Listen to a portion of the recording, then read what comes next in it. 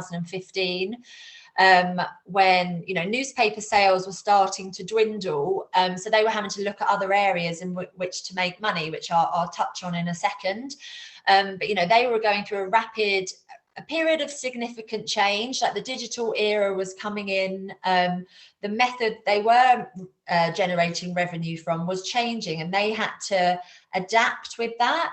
And I think now, you know, with COVID and everything else that's going on, a lot of us, especially, you know, when you have a business where you're usually reliant on sort of face-to-face interaction or networking events and things like that, when that's taken away from you, there's kind of other channels and avenues that you need to look at and focus on and get inspiration from in order to continue with your expansion of your business and attract in new customers.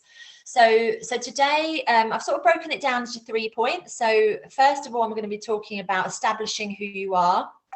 And then secondly, sort of understanding your audience. And then thirdly, just share some tools and practical actions you can take in order to grow your business. So as I said, I've worked in a lot of startups, businesses that are going through that rapid growth phase. But overall, you know, I've worked with some fantastic teams that have led like multi-million-pound revenue growth ventures. But the one thing that they all have in common, and what they did was the simple thing, and it was really easy, is that they took action. So there's a lot of the time we can all spend a lot of time sort of thinking up new ideas and thinking we might do that or we could do that. But action is what all of these businesses shared in common. They all just took action, whether it was going to be successful or not. They got themselves together and they took action, step forward. There's a big thing we say, one of the coaches that I know says, you don't need to be motivated to go for a run. You just need to put your trainers on. Just a simple step like that will give you that motivation to go out for the run. You don't have to be revved up before you go, if that makes sense. It's all about just the small steps. But the one thing that they all did was they took action. And taking action doesn't require a vast amount of money. It just takes you. So this is all about action. And one thing we've really got at the moment, we've got a lot of, and that is time.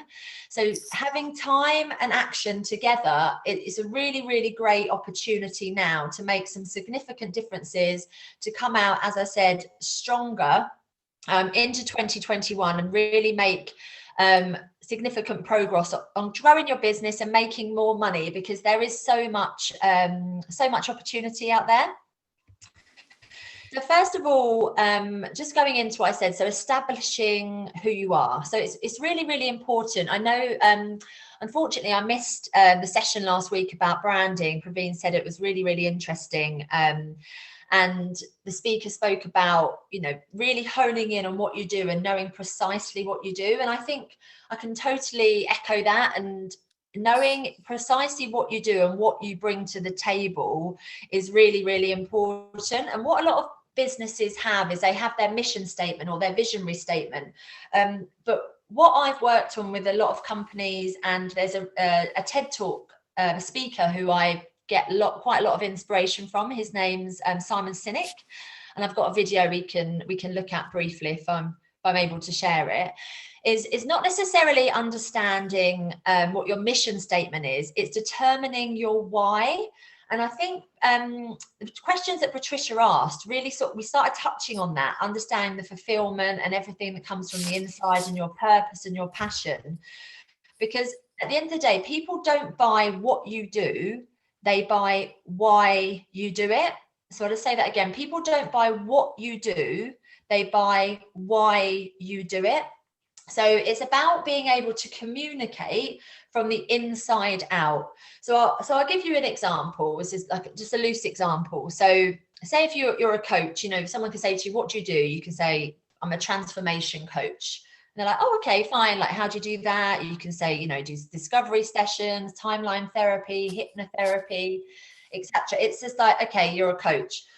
But if you communicate from your why, it just makes it a lot more inspiring. So as a coach, you could be you could say, right, my why, the reason I do this is because I want to inspire people to become the best version of themselves. So that if someone came to you and said, you know, what do you do? And you say, you know, I inspire people to become the best version of themselves, straight away, you're honing in on emotions, you're tapping into something that's a bit more inspirational, that's got a feeling behind it, rather than just what you do. So there's a little exercise we can do. So if you've got a pen and paper, it'd be great. This is something you can take away and work on. But it's called the golden circle, and it's so if you draw in the middle of your page, if you've got a pen and paper to hand, in the center of your page, if you just put in there why, and then you draw a circle just on the outside a little bit bigger and put in there how, and then a circle on the outside of that, and then you put in there your what. So reversing, a lot of people, and I'll show you a short video in a second, which he'll explain it as well. A lot of people, when we ask what we do, we tell them exactly what we do, the services that we offer, the products that we sell. But actually, when we start communicating from our why and our purpose, that's when it becomes that's when it becomes more interesting. And that's where also, when you really establish and determine your why and get that right, you can start your hows, which is your actions, are all coming from your why. And I hope this is all making sense. So just another tip to go with your golden circle to put on the outside. So writing your why statement should be a very simple single sentence, and it should be split into two parts. So it should be your contribution, so what you're doing, and then from that contribution, what then is the impact. So it needs to be simple and clear. It needs to be actionable. It needs to be focused on how you'll contribute to others.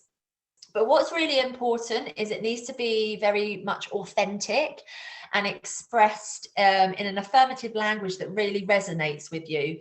So it needs to feel, it's like when you do affirmations, you've got to make sure that you're giving yourself affirmations that you can relate to. And it's very, that's very much in line when we talk about our why statement. It needs to be something that really does resonate with you, and it makes you feel good. So, for example, at the Telegraph, we were a newspaper, we were a media company, but that wasn't our why, that was our what. So our why was to provide content to enable people to live a better life. So creating inspiring content that enabled them to live the best life that they could, that they can educate themselves, they can get inspiration, ideas to live the best life they can live. And when you're coming from a why place rather than a what place, it's much more inspiring to you as a person or as a business to actually go out and deliver and fulfill the purpose of what you want to do. It comes from a bigger place of passion. Does that make sense, what I'm saying? Yeah. Okay, fantastic. And so that's your why statement. So it needs to be split to contribution and then impact. And this is an exercise that it's worth spending a lot of time over, mulling over, writing it out a few times just so you get it really right. And when you get your why statement, and when you can start communicating from your why statement and telling people what you do from your why statement, the engagement is uplifted. I've seen it happen so many times. And then your hows are your actions, your strengths. What are the actions that you do in order to make your why come to life? So with coaching, for example, it's the hypnotherapy, it's the timeline therapy, it's the NLP, it's the one-to-one coaching sessions, it's breaking things down. That's all your hows. And then your what is your service, you're a coach. But also your how should be your USPs, what sets you apart from the competition. So breaking it down in that way really does help. And I want to share this video if I can, just because I really like the way that he speaks. So let me just try and do this very quickly.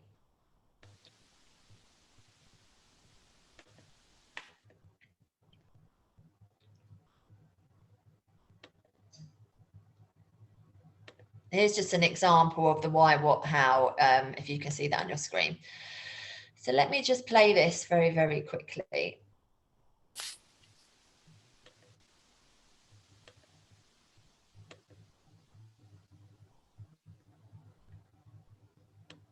Let me move forward to the page. Why does your organization exist? Well, as a result, the way we think, the way we act, the way we communicate is from the outside in. It's obvious. We go from the clearest thing to the fuzziest thing. But the inspired leaders and the inspired organizations, regardless of their size, regardless of their industry, all think, act, and communicate from the inside out. Let me give you an example. I use Apple because they're easy to understand and everybody gets it. If Apple were like everyone else, a marketing message from them might sound like this. We make great computers. They're beautifully designed, simple to use, and user-friendly. Want to buy one? Meh. And that's how most of us communicate. That's how most marketing is done. That's how most sales is done. And that's how most of us communicate interpersonally. We say what we do. We say how we're different or how we're better, and we expect some sort of behavior, a purchase, a vote, something like that. Here's our new law firm. We have the best lawyers with the biggest clients. We have, we always perform for our clients, do business with us. Here's our new car. It gets great gas mileage. It has, leather seats. Buy our car. But it's uninspiring. Here's how Apple actually communicates. Everything we do, we believe in challenging the status quo. We believe in thinking differently. The way we challenge the status quo is by making our products beautifully designed, simple to use, and user-friendly. We just happen to make great computers. Want to buy one? Totally different, right? You're ready to buy a computer for money. All I did is repeat. Did everyone hear that okay? Yeah. Thank you. Yeah, so I think it's really it really does make a difference when you're coming from a place of why, and it makes a difference to you in the things that you do as well. Is always reminding yourself of the why and not the what. And as he said, people, the brands or the organizations or the people that are coming from a place of why just have a different spin or a different edge on what they do over their competition. So I think that's the golden circle exercise, and writing your why statement is such an important thing. And now, as I said, we've got such a large amount of time now to really mull over that and go back and really redefine who we are, what we're offering in the market, and making sure that with everything we do, all of our hows are making our whys come to life, because they're the two most important pieces.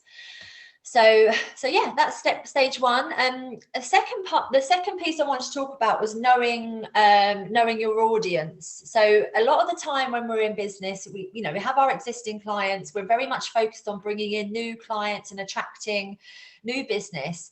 But in order to get new business in every company that I've worked in, that we'll always go back and look at, okay, who are our existing customers? Where are they? What do they do? What's important to them? What's their key driver? You can look at so much stuff. You can look at, if they're a particular age range, is there a particular occupation, location, family, income? Who are my loyal customers? What do they always come to me for? Why are they loyal? What is the difference between a loyal customer and a one-off customer?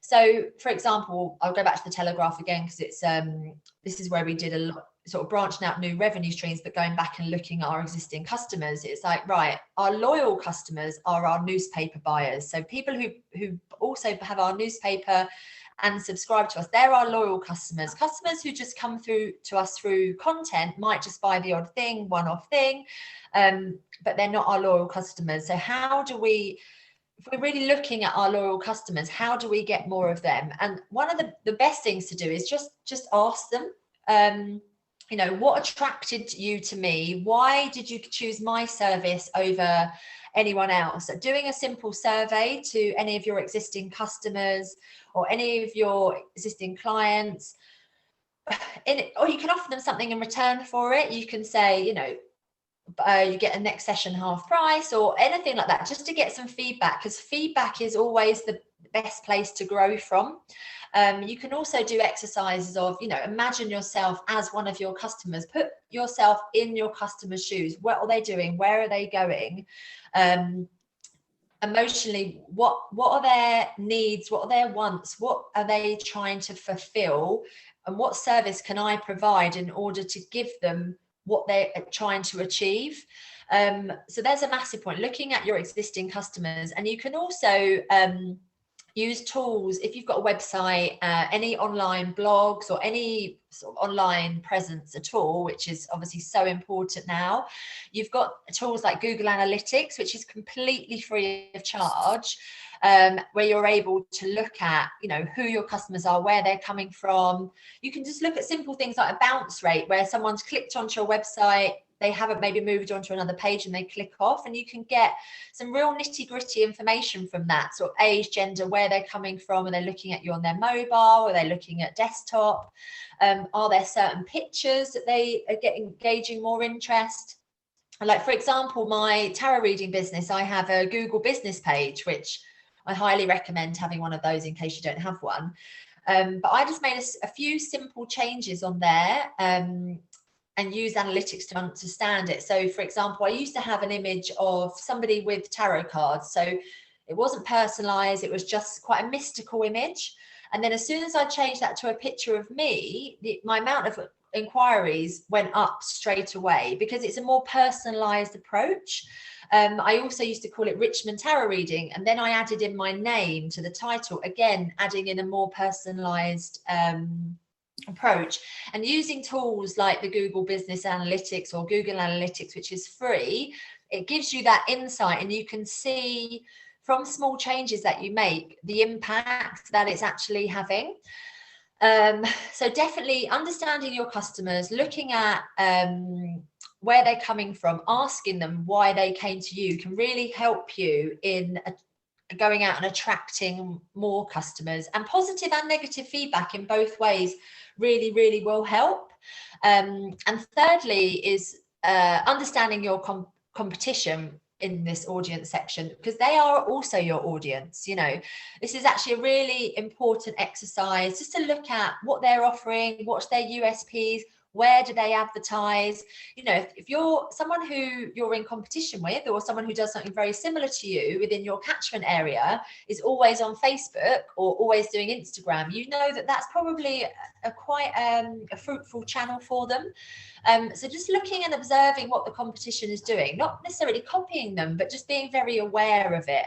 And also it can help you really define yourself and your own USPs, because obviously once you define your key audience, you're in a much better position to create a product service that's specifically tailored to your audience.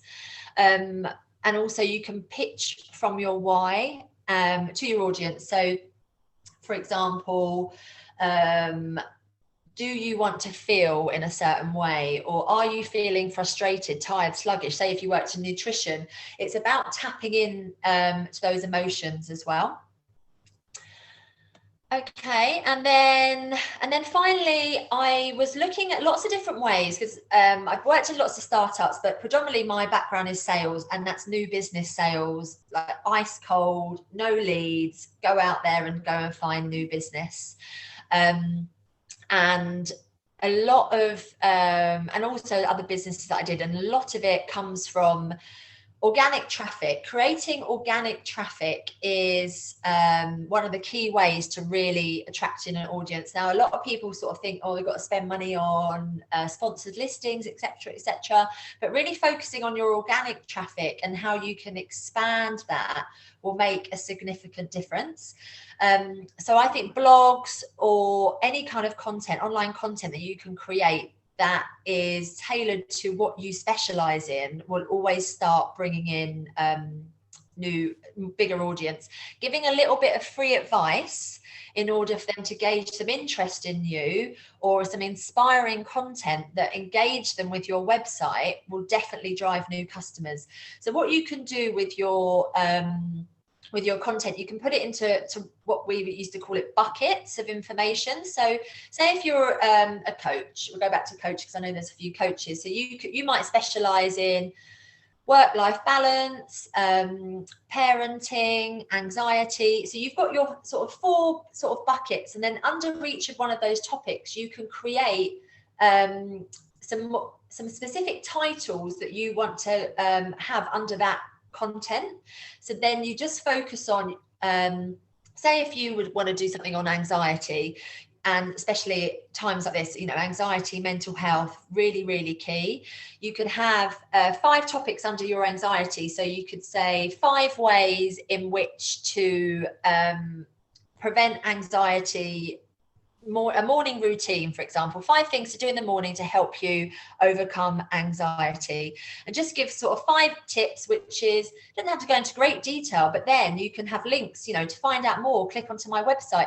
So you're driving traffic to your website. And I'm sure a lot of you do this already, but it really is a massive way in which to drive content, and you're giving someone help and advice in return for driving new business. We used to do this again at the Telegraph. We'd look and see what are our most popular destinations. It's the travel section I worked in. So, okay, Rome, that's one of our top cities. So they created loads of content about Rome that all linked through to our Rome pages, because that is obviously what people were looking at that time, or the Amalfi Coast or the Azores. We saw what was popular, created lots of specific content around that to all lead through to our page. And also another important thing to do is link all your pages together. So it's like a web of content. So you find out more and you click on something else and you click on something else. And that really helps with your Google listing as well. Another thing is investing in good images. So having great images on your website will just lead to a better conversion, because it just gives it gives an impression. It's your digital window, as it were. So again, at the Telegraph and at Quandary, we've done this, where we improved our images. We made them bigger. We got rid of any broken images. In our hotel business at the Telegraph, our conversion rates went up 40% just from that simple change, making sure we had bigger and brighter and better images. Now, I touched on this a moment ago about giving something away for free. So doing a masterclass, if you're a coach and people at the moment are struggling with mental health, or people are struggling with work-life balance, if you can, even once a month, if you gave a 45-minute masterclass on how to combat, get your work-life balance, or anything that you specialize in, and at the end of that masterclass, you could offer a package for them to come and work with you, but you're giving something away for free in order to attract business. But rather than, sometimes I'll see, we can do a 3 or 5 day course, but if you just do that one session, it's just enough, a snippet of information to grab that person's attention. They're not going to dwindle off, or you're not going to lose them. It's just that 45 minutes to show what you can offer. It's your showcase of what all the stuff that you can offer. And also you can have a special offer at the end of that, join now and you get X amount of discount within 24 hours or something along those lines.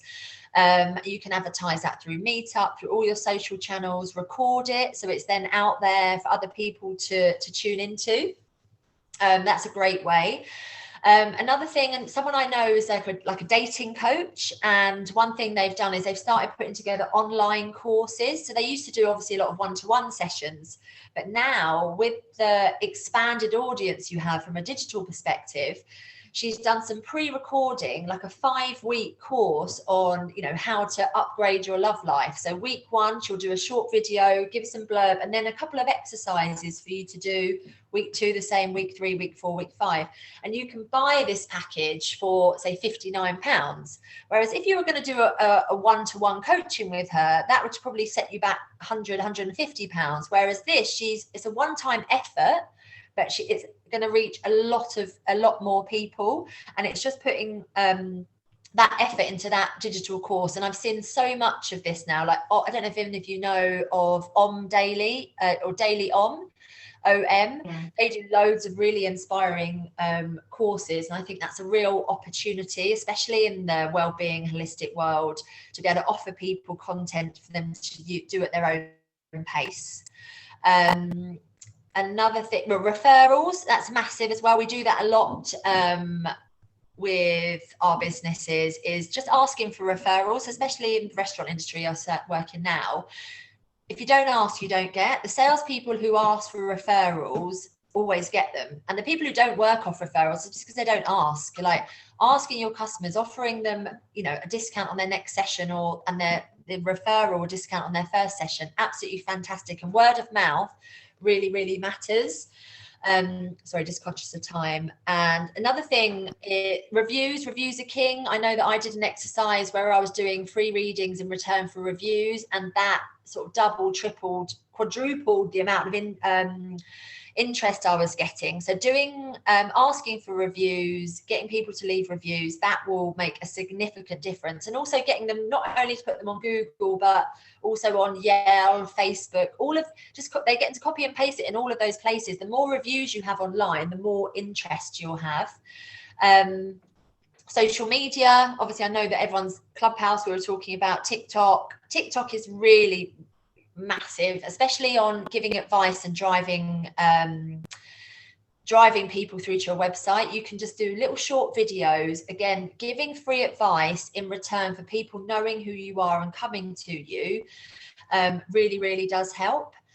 So just one final thing, so I've got other things, but I just want to say this one is working in the corporate industry now, and I'm sure other people do as well, but there has been a real big shift in businesses' view and opinions on the holistic and well-being world, and really thinking this is something we need to start bringing into our employees, because people are struggling. You know, they're trying to balance kids and work at home, being stuck in.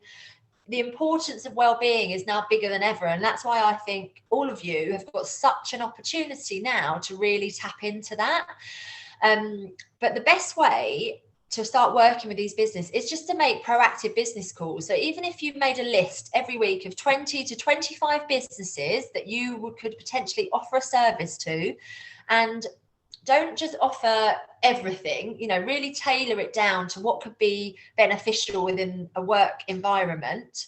And just, 20 to 25 businesses a week, just call them. Even if you just get an email address or a contact name of somebody who you can interact with, over the course of the month, that'll be 100 businesses that you've contacted. Even if only 10% convert, that's still 10 businesses that you can potentially work with as a coach, as their sort of well-being expert, helping their employees through challenges.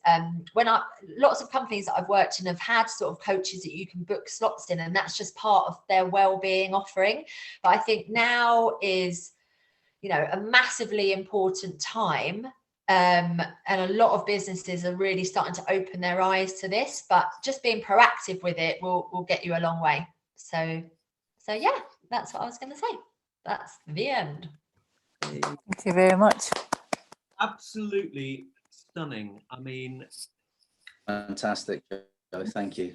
I mean, such amazing content, and beautifully delivered, and loads of great examples, and really tremendous. So we're deeply honoured that you have shared all this with us.